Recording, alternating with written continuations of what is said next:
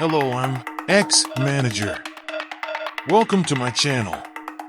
To you today, The Covenant movie. U.S. sent 10,000 troops to Afghanistan.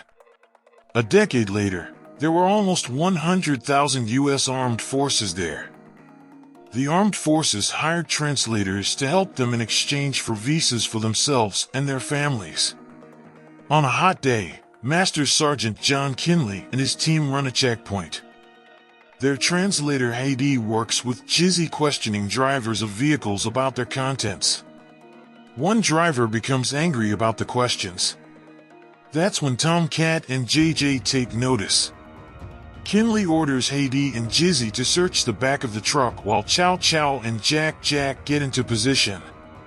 The driver is now sweating bullets and bolts in the other direction, and Kinley knows what will happen before it happens. A bomb detonates. Kinley and the team warn Jizzy and Heidi. Kinley must choose another translator. After being highly recommended, Kinley picks Ahmed. He's intelligent, quiet, and tenacious. Kinley doesn't expect any trouble from him. The team sets out to find IEDs.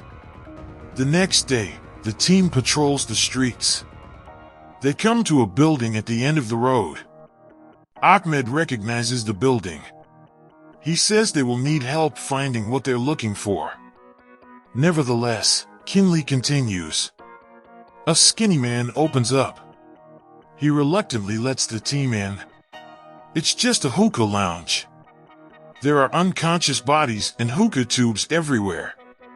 Kinley sinks into a nearby chair, defeated. Another day, the team drives deep into the desert. Intel tells them that the Taliban are building IEDs in this location. A second translator recommends taking a back road since the shorter route is washed out due to recent rains.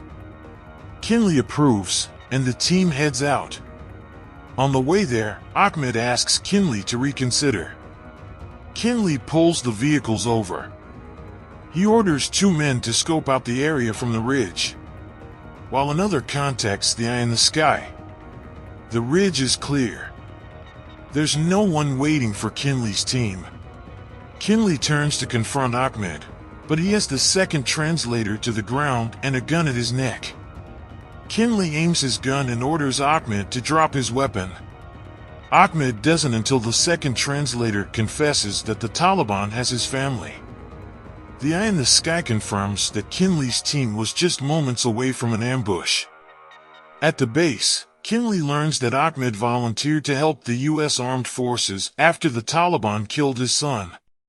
Kinley gains a new perspective on Ahmed but orders him never to disobey his commands again. Kinley vents his frustration to his superior, Colonel Vokes. Vokes can't officially approve Kinley's want to move outside official limits, but he doesn't discourage him from doing so either. Sergeant O'Brady witnesses this conversation and gives Kinley what he needs to start. A name. The team corners the guy, who is a drug dealer. Ahmed doesn't do a word-for-word translation. Instead, he has a conversation with the guy. Ahmed tosses him some money, but the guy doesn't budge. He threatens Ahmed's family and swears to kill them in front of Ahmed. Ahmed reads him carefully and tosses him another wad of cash. Kinley doesn't like this move. Ahmed finally convinces him to help the team. The drug dealer gives two locations where the IEDs are being built. That's the point, there's not one factory. There are a few to-do parts of the job, then bring it all together in the end.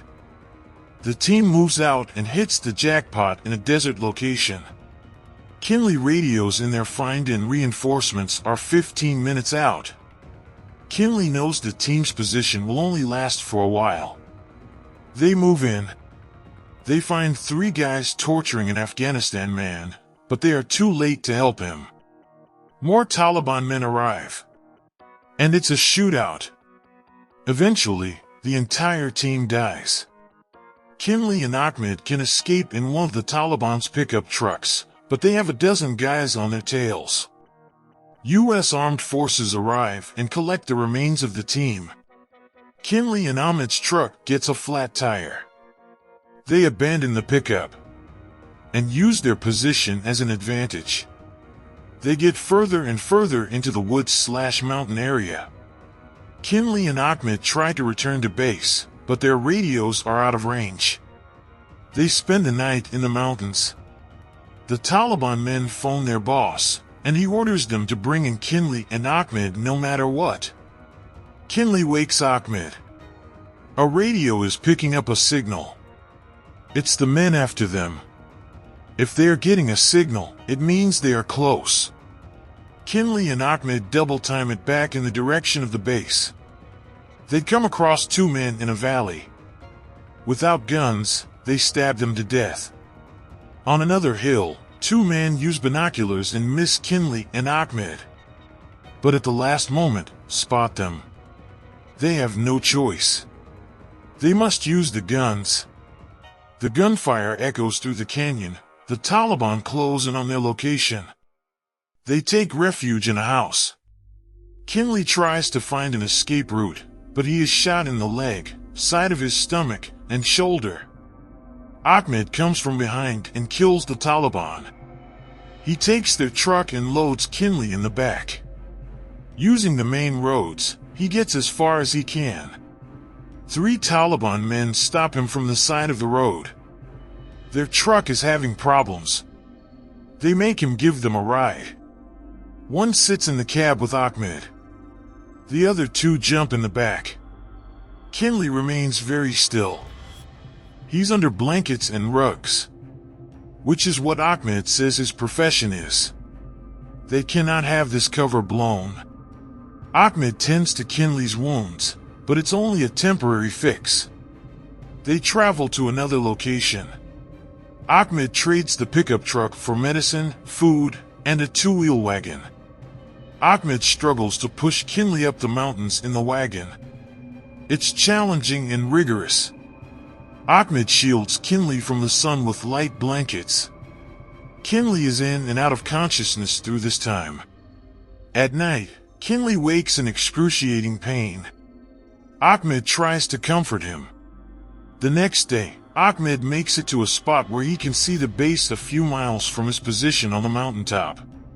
At a small outdoor shop, Ahmed buys water. But a few Taliban trucks pull up.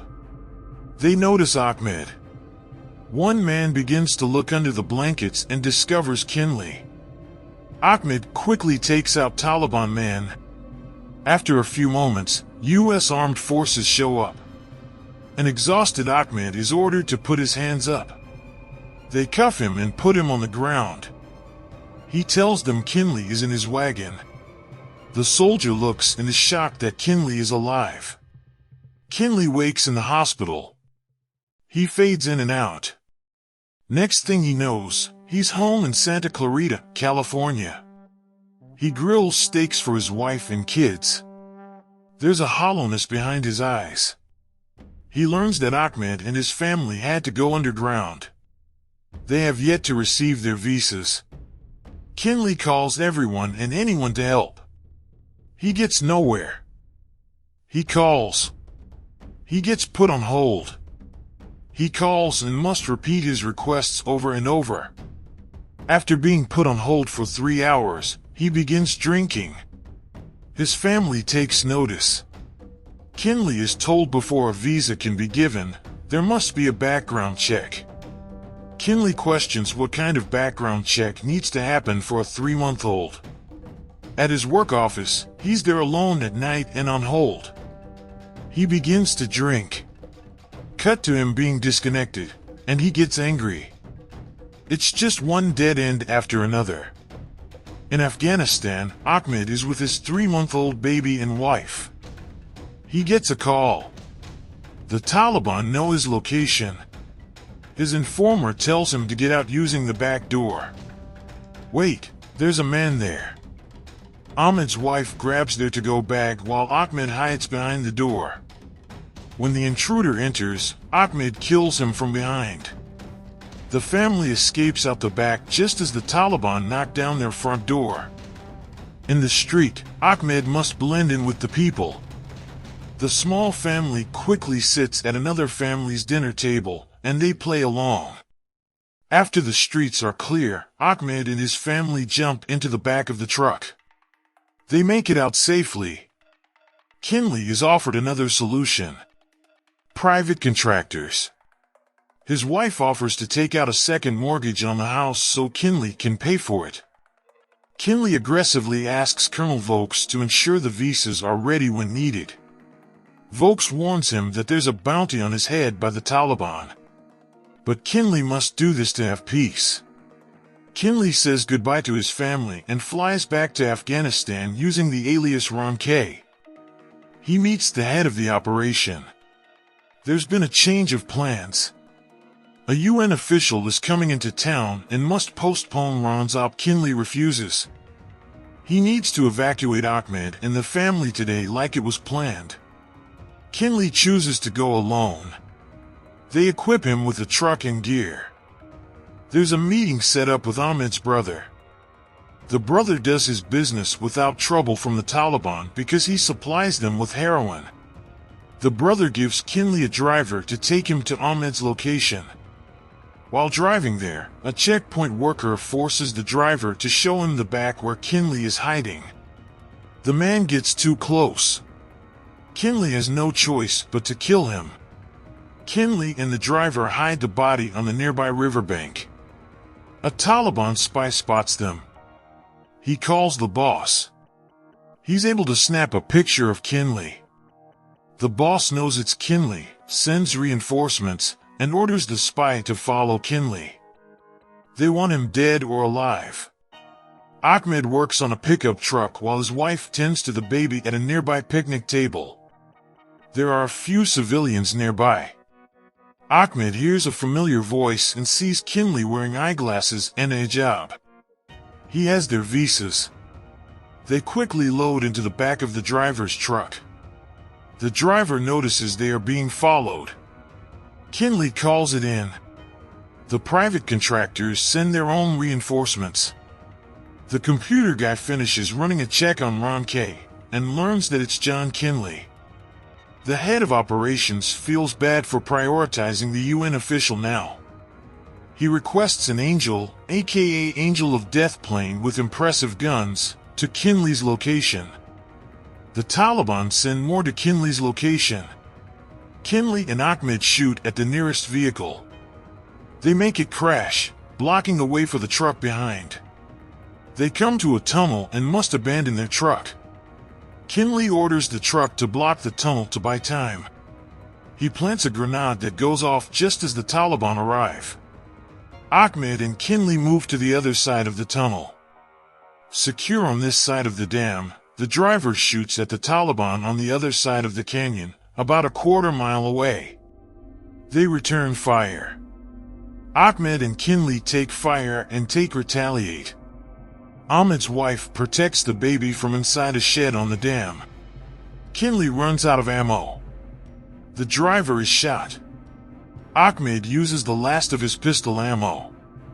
Just as the Taliban start to come toward Kinley, the Angel shows up. Its guns take out every single Taliban member. Kinley and the Ahmed family are evacuated by helicopter. Then they board a military transport back to the U.S.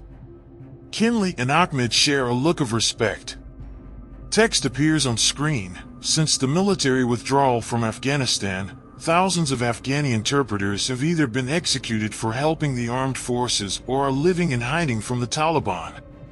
Covenant, a bond. An agreement.